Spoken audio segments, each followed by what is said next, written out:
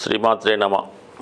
ఈ వీడియోలో మనం తులారాశి వారికి జనవరి 26వ తారీఖు నుండి ఫిబ్రవరి 1 మధ్యలో జరిగే వార ఫలాలు పరిశీలిద్దాం.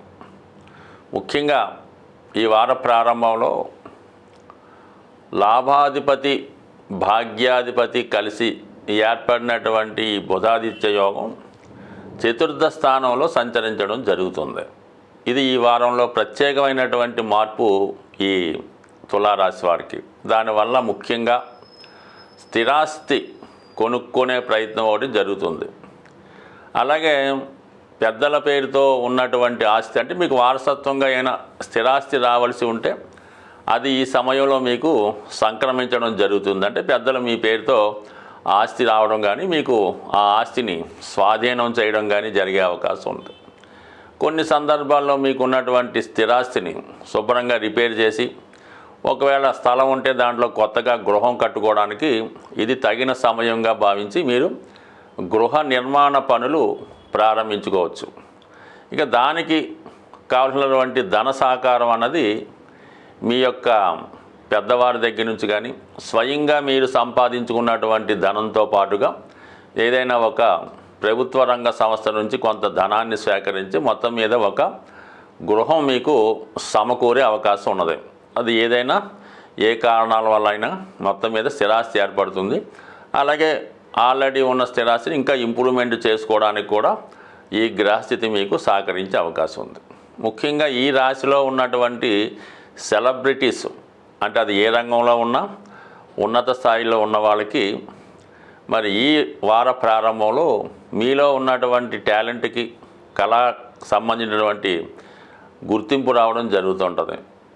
పెద్ద సంస్థల్లో మీకు అవకాశాలు రావడం, అలాగే గొప్ప పేరున్నటువంటి డైరెక్టర్లు మీలో ఉన్నటువంటి ప్రతిభను గుర్తించి మీకు అనుకూలంగా వారు కథలు తయారు చేసుకొని మిమ్మల్ని ఎలివేట్ చేసే ప్రయత్నం చేస్తూ ఉంటారు. అంటే సినిమా రంగం కానీ సీరియల్స్లో కానీ ఉన్న వాళ్ళకి కొత్త కొత్త అవకాశాలు రావడం జరుగుతుంది. గతంలో మీరు సంపాదించినటువంటి వేతనం అనుకోవచ్చు, రెమ్యునేషన్ అనుకోవచ్చు, రోజు సంపాదించే ధనం ఊహించని విధంగా పెరిగే అవకాశం ఉన్నది. ముఖ్యంగా ఇది ఈ కళారంగంలో ఉన్న వాళ్ళకి అనుకూలిస్తుంది. ఇక సాఫ్ట్వేర్ రంగంలో ఉన్న వాళ్ళకి కూడా కొత్త కొత్త అవకాశాలు రావడం జరుగుతూ ఉంటుంది. ఇంచుమించుగా మనకి ఈ 29, 28 తారీఖుల్లో ఈ శుక్రగ్రహం 6వ స్థానం అయినటువంటి ఉచ్చ స్థానంలోకి వెళ్ళడం జరుగుతూ ఉంది. అంటే శుక్రుడు ఎప్పుడైతే బలవంతుడు అవుతాడో ఆటోమేటిక్గా మనకి ఈ తులారాశి వారికి వారిలో ఉన్నటువంటి నేమ్ అండ్ ఫేమ్ పెరుగుతుంది, ధైర్యం పెరుగుతుంది.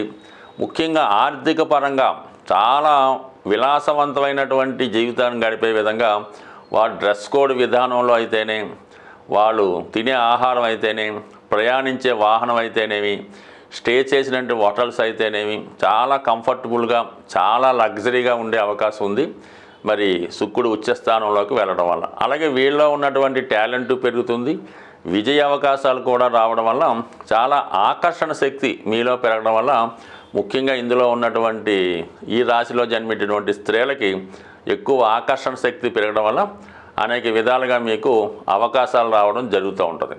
అయితే అక్కడ ఉన్నటువంటి రాహుతో కలిసి ఉండడం వల్ల ఈ రాహు ఏంటంటే ఒక విధంగా మాయాగ్రహం అవటం వల్ల ఏంటంటే ఎక్కువగా సినిమా ఇండస్ట్రీలో ఉన్నవారికి, ఫ్యాషన్ డిజైనింగ్లో ఉన్నవారికి, సాఫ్ట్వేర్ రంగంలో ఉన్న వాళ్ళకి చాలా వరకు అవకాశాలు రావడం జరుగుతూ ఉంటుంది. ఇదే సమయంలో ఇతరుల యొక్క మాయలో పడకుండా, వారి మోసానికి గురవ్వకుండా చాలా జాగ్రత్తగా ఉండవలసి ఉంటుంది. అంటే ఎక్కువగా ఈ రాశిలో ఉన్నటువంటి స్త్రీలని ఇతరులు ఏదో విధంగా మిమ్మల్ని మోసం చేసి మిమ్మల్ని ఆకర్షించి మీకు చాలా హైఫై రేంజ్ తీసుకొస్తామని చెప్పి ప్రలోభాలకు గురి చేసి మోసం చేసే అవకాశం ఉంది. కాబట్టి ఎక్కువగా ఎవరితో కూడా పరిచయం లేని వారితో పరిచయం పెంచుకోవడం కానీ, ఈ ఫోన్ కాల్స్ కానీ వీడియో కాల్స్ కానీ ఎటువంటివి మాట్లాడకుండా చాలా జాగ్రత్తగా మీ పవిత్రతను కాపాడుకునే అవకాశాలు ఎక్కువగా ఉన్నాయి. అలాగే ఈ రాశిలో ఉన్నటువంటి మగవారు కూడా ఇతరుల మాయలో పడకుండా జాగ్రత్త వహించడం మంచిది. అయితే ఆర్థిక పరంగా చాలా బాగుంటుంది. కానీ చాలా వరకు ఇలాగ మోసంలో ఇరుక్కోవడం, ఏదో స్కామ్లోనో హనీ ట్రాప్లోనో ఇరుక్కొని ఎవరికి చెప్పుకోలేక ఇబ్బంది పడే సూచనలు ఉన్నాయి. కాబట్టి సాధ్యమైనంత వరకు మరి ఈ వారం మంగళవారం తర్వాత కొత్త వారికి జోలికి వెళ్లకుండా అక్కలేని విషయాలు కలజేసుకోకుండా జాగ్రత్తగా ఉంటే మంచిది. సాధారణంగా గోచార ఫలితాలు అబ్జర్వ్ చేస్తున్నవారు, దాన్ని ఫాలో అవుతున్నవారు కేవలం మనం చంద్రగ్రహ గమనం ఆధారంగా, అంటే మీ యొక్క రాశి చంద్రుడు అవటం వల్ల ఆ రాశికి ఇతర గ్రహాల సంచారం వల్ల మీ యొక్క గోచార ఫలితాలు చెప్పడం జరుగుతూ ఉంటుంది. అయితే వాస్తవానికి మీ జన్మజాతకంలో మీరు పుట్టినప్పుడు ఉన్నటువంటి గ్రహస్థితి మొత్తం, అంటే అటు సూర్యచంద్రులతో పాటు శని, గురు, శుక్ర, కుజ, బుధ గ్రహాలపై కూడా ఇతర గ్రహాలు సంచరించినప్పుడు మీ యొక్క గ్రహస్థితి, అప్పుడు ఉన్నటువంటి పరిస్థితులు చాలా వరకు మీ యొక్క జీవితంలో ప్రభావం చూపడం జరుగుతూ ఉంటుంది. అలాగే ఏలినాటి శని, జన్మశని ఇవన్నీ కూడా అందరికీ ఒకే విధంగా ఉండే అవకాశం ఉన్నది. సుమారుగా ప్రస్తుతం మీనరాశి వారికి ఏలినాటి శని జరుగుతుంటే ఆ రాశిలో ఒక చంద్రుడే ఉన్న వాళ్ళకి ఒక విధంగా, చంద్రుడితో పాటు గురుగ్రహం ఉన్న వాళ్ళకి ఒక విధంగా ఉండే అవకాశం ఉంటుంది. కాబట్టి ఏదైనా ఇవి ఒక పాలసీగా, సింపుల్గా ఒక మార్గదర్శకంగా తీసుకోవాలి తప్ప ఇవే ఖచ్చితంగా జరుగుతాయని రూల్ లేదు. చంద్రుని బట్టి, రవిని బట్టి, లగ్నాన్ని బట్టి, గురువుని బట్టి కూడా గోచార ఫలితాలు ఉంటాయి. కాబట్టి మరి ఎవరన్నా దీర్ఘకాలిక సమస్యలతో ఉన్నవాళ్ళు, ప్రస్తుతం ఉన్నటువంటి పరిస్థితులకి ఎదురీతలేక ఇబ్బంది పడుతున్నవారు స్వయంగా మీ యొక్క వ్యక్తిగత జాతకాన్ని పరిశీలించుకొని అప్పుడు జరుగుతున్నటువంటి దశ అంతర్దశలకి బట్టి ఈ గోచారం కూడా సపోర్ట్ చేస్తూ ఆ ఫలితాలు నిర్ణయించుకొని ఏదైనా దోషాలు ఉంటే ఆ గ్రహానికి సంబంధించినటువంటి పరిహారాలు చేసుకొని ఒక దైవ మార్గం, అంటే ముఖ్యంగా ఈ పరిహారాలు కూడా ఏదో జపాలు చేయడం వల్ల, దానాలు చేయడం వల్ల, ఉంగరాలు పెట్టుకోవడం వల్ల పెద్దగా ఏమీ ఉపయోగం ఉండదు. అంటే ఎవరికి వారు దైవారాధన వల్ల అయితేనే, స్వయం కృషి వల్ల అయితేనే వ్యక్తిగతంగా మీ జాతకంలో ఉన్నటువంటి దోషానికి మీరు పరిహారం చేసుకుంటే అది ఫలితం వస్తుంది తప్ప ఏదో డబ్బులు కట్టేసి పూజలు చేయించాం, ఎవరితోనో జపాలు చేస్తామంటే మాత్రం పెద్దగా ఫలితం ఉండదు.